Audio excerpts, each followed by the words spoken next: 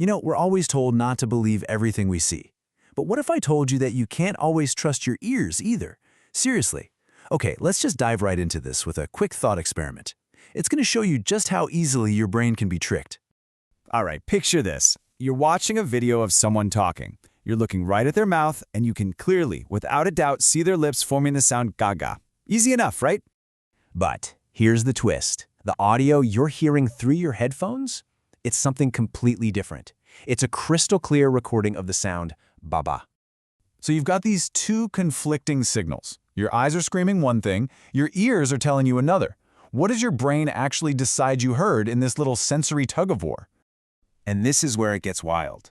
Most people, they perceive a third sound, a completely different sound, da, da, a sound that wasn't spoken and wasn't seen. This bizarre little illusion has a name, and believe it or not, its discovery was a total accident. So yeah, this fascinating glitch in our perception is called the McGurk Effect. And the story of how it was found is just a perfect example of scientific serendipity. A happy accident. To put it simply, it's this powerful reminder that hearing isn't just a job for your ears. Nope. Your brain is constantly using visual cues, like lip movements, to figure out what's being said. And sometimes what your eyes see can completely overrule what your ears are actually hearing. So the whole story kicks off back in 1976 because of a simple technical mistake. Two researchers, Harry McGurk and John McDonald, were studying how babies perceive language. They asked a technician to dub over a video with a different audio track. But when they played it back for themselves, they were totally stunned. They didn't hear the original sound, and they didn't hear the new dub sound. They heard something else entirely. And right there, they stumbled onto this groundbreaking discovery.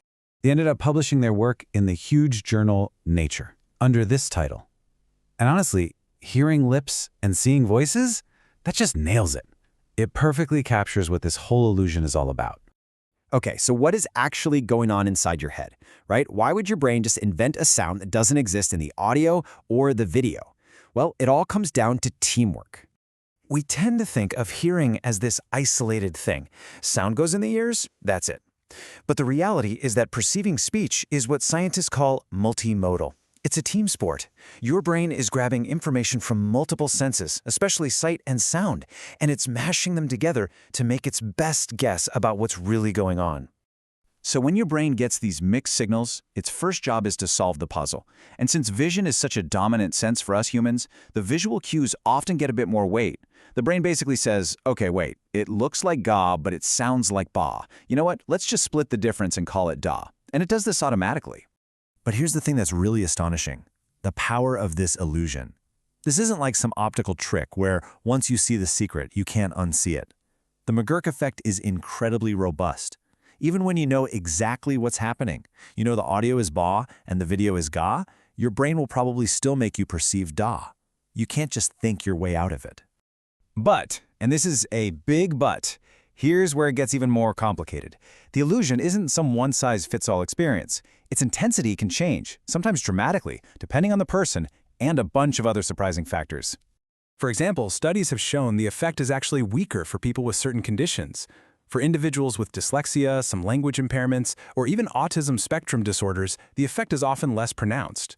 This suggests their brains might be integrating that audio and visual information a little differently. Heck, even just adding a simple visual distraction in the background can weaken the illusion.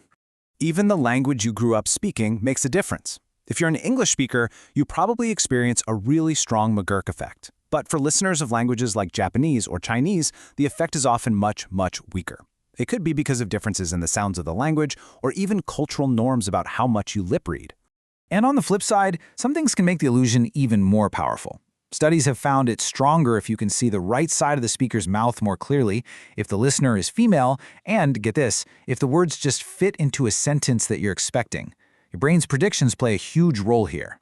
So, you might be thinking, okay, that's a cool brain trick, but so what? Well, this illusion is way more than just a party trick. It has some really profound implications for how we understand our own minds, how we communicate, and even how our justice system works. Think about it. In a courtroom, it raises huge questions about eyewitness testimony. What a witness saw could literally change their memory of what a person said. It also gives us this amazing window into how we learn language. We see this effect in babies as young as 4 months old. They're already starting to merge sight and sound. It's also relevant for therapies for people who have trouble with sensory integration. And this doesn't just happen with single syllables in a lab. It can happen with whole words, subtly shaping our conversations every single day. Ultimately, the McGurk effect is this powerful reminder that we don't just passively experience the world as it is.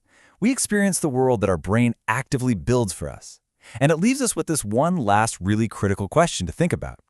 If your eyes can literally rewrite what you hear, what else are your senses quietly changing, filtering, and even inventing about your reality without you ever even knowing it?